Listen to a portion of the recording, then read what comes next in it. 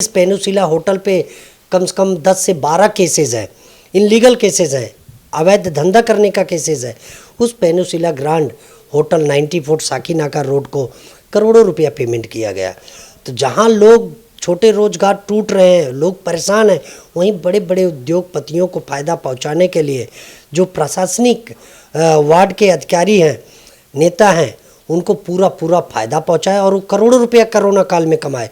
लेकिन वहीं छोटा व्यापारी, छोटे लोग खाने के लिए तरस गए।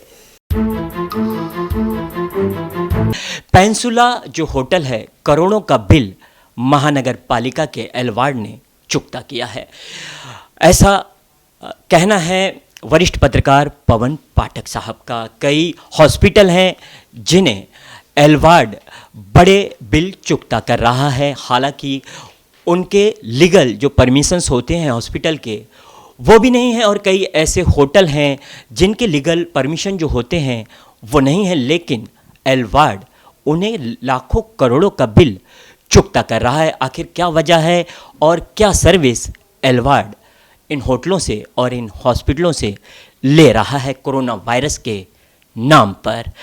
क्या कहना चाहेंगे सर? बड़े खुलासे आप कर रहे हैं, आप एलवार्ड पर लगातार निशाना साध रहे हैं। कौन से अधिकारी से आपने इस विषय पर चर्चा की है और क्या अहम मुद्दे लेकर आप अधिकारी से मिले हैं? मैं एक्चुअली जानता हूं कि जब हमारे मुंबई में जब मनपा के आयुक्त आए इकबाल चाहल साहब, बहुत अच्छे आदमी हैं, बहुत अनुभवी हैं, और उनका व्हाट्सअप मेरे ख्याल से 24 घंटे चालू रहता है। मैं भी उनको व्हाट्सअप करता हूं, देखते हैं वो बराबर। तो मैंने जब ये डाउट हुआ तो मैंने उनको व्हाट्सअप कई बार किया है। वालुन साहब हमारे वार्ड ऑफिसर हैं यहाँ कुर्ला यल वार्ड पश्चिम में, लेकिन वो कभी मिलते नहीं हैं। नेताओं से ज़्यादा मिलते हैं और शिकायतकर्ताओं से, मतलब कंप्लेनर जो होते हैं उनसे मिलते हैं। पत्रकारों से, जो अच्छे पत्रकार हैं, उनसे नहीं मिलते हैं। डीओ को दे देंगे मिलने ऐसा। तो मुझे जो ये लिस्ट मिला, मैंने कोविड का एम्बुलेंस का डिटेल मांगा था, लेकिन मुझे पकड़ाया गया हॉस्पिटल और होटलों का डिटेल। खैर ये भी काम की चीज़ है कि 2 महीने 3 महीने के अंदर 22 करोड़ 8,12,398 रुपया जो पेमेंट किया गया होटलों को, हॉस्पिटलों को और वकील को एक वार्ड से। ऐसे अपने पास जितने मुंबई में वार्ड हैं, ये तो करोड़ों रुपए पेमेंट हुए हैं। और कोरोना काल में जहां लोग घरों में बंद थे, लोग परेशान थे, गर्मी में लोग घर जाने के लिए उतावले थे, लोगों को सुविधाएं नहीं मिल रही थी, उस काल में, कोरोना काल में यल वार्ड में जो कारखाना और बिल्डिंग डिपार्टमेंट है और एमओएस डिपार्टमेंट है, मेंटेनेंस डिपार्टमेंट, ये क्या कर रहा था, उसकी भी भूमिका देखने की ज़रूरत है। आप कोरोना काल में कंप्लेन बंद किए थे, सब बंद किए थे, लेकिन उसके बाद जैसे ही खुलासा हुआ आरटीआई में, पता चला कि कई इनलीगल गेस्ट हाउस और होटल GR+3 के बन के तैयार हो गए।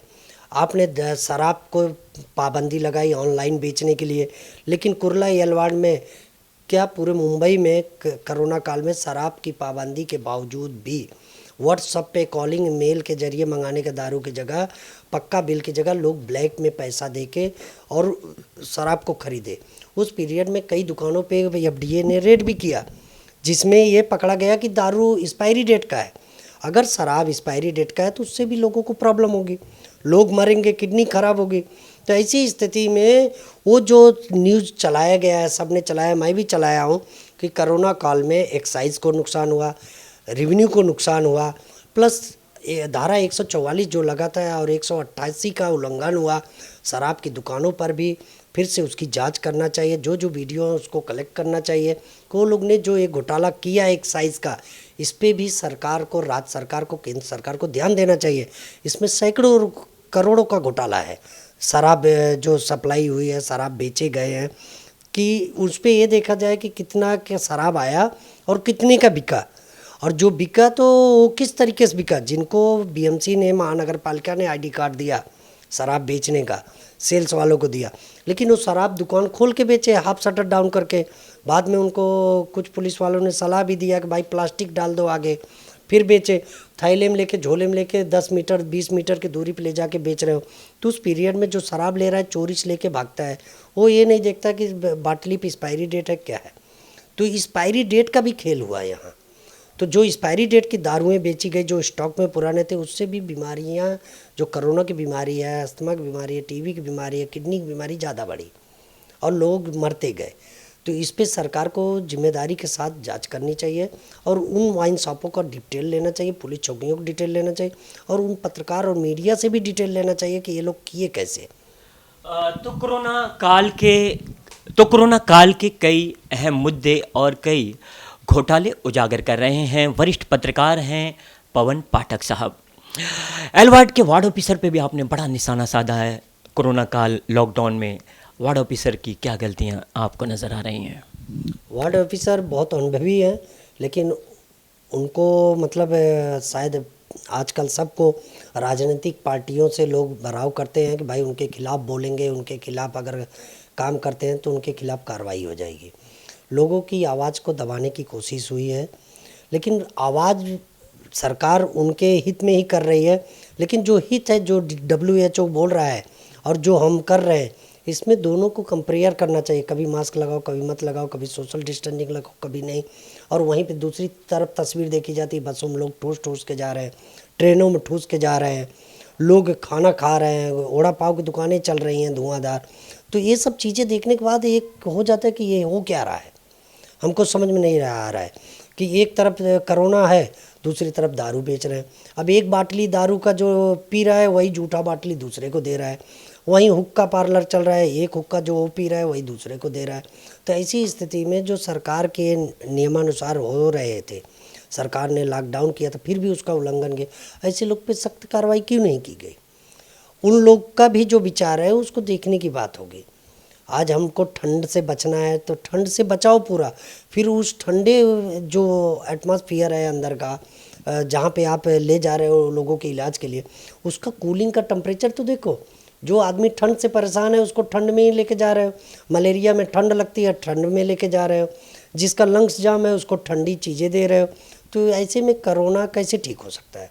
अगर हम टीबी कहें या कोरोना कहें तो ज़्यादातर हमारे ख्याल से 19-20 का अंतर होगा। कहने का मतलब एक है, लेकिन बीमारी का लक्षण सेम दिखता है। चलते चलते जो लोग आपको चाहते हैं, जो लोग आपकी बातों पर अमल करते हैं, ऐसे लोगों को क्या संदेश देना चाहेंगे और क्या अपील करना चाहेंगे? जैसे कि आपने अहम मुद्दे लिए हैं, कोरोना काल में जो घोटाला हुआ है, आपका ऐसा कहना है कि होटल्स के जो बिल, बड़े बिल चुकता किए हैं महानगर पालिका एलवार्ड ने, हॉस्पिटल के बिल भी आप दिखा रहे हैं। ऐसे जो होटल्स या इनलीगल होटल हैं, आपका ऐसा कहना है कि गवर्नमेंट रिकॉर्ड में भी नहीं है महानगर पालिका के, तो ऐसे होटल्स चल रहे हैं। आने वाले दिनों में आपकी तरफ से क्या अहम कार्रवाई की जाएगी या चलते चलते क्या कहना चाहेंगे? मैं शिवसेना सरकार के मुखिया उद्धव साहब ठाकरे पे बहुत विश्वास करता हूँ, और जो हमारे महानगर पालिका के कमिश्नर साहब हैं, आयुक्त साहब, चाहल साहब, वो बड़े अनुभवी IAS ऑफिसर हैं। तो मैं यही चाहूँगा कि वो ज़रा एल वार्ड पे, एम वार्ड पे और जो मुंबई कई वार्ड हैं जहाँ पे कोरोना के नाम पे बड़े बड़े बिल पास किए गए, जिन अस्पतालों की कैपेसिटी 500 रुपये की उनको 25-25 हज़ार दिया गया, जिस वकील का चार्ज जो है 5,000 था उसको 1 लाख रुपया दिया गया, और जिस हॉस्पिटल का, जिस होटल का बिल 2,000 रुपया होता है वहाँ उसको 2 लाख दिया गया।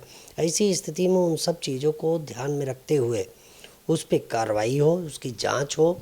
और कोरोना काल को जो देखा गया, कोरोना है, महामारी है, ठीक है, कोरोना महामारी है, छुआछूत की बीमारी है, लेकिन इस घोटाले को भी ध्यान देखना चाहिए कि पब्लिक का जो रुपया है, पब्लिक की जो टैक्स की कमाई है वो गलत जगह ना लगे और पब्लिक कर्जे में ना आ जाए कोरोना काल में।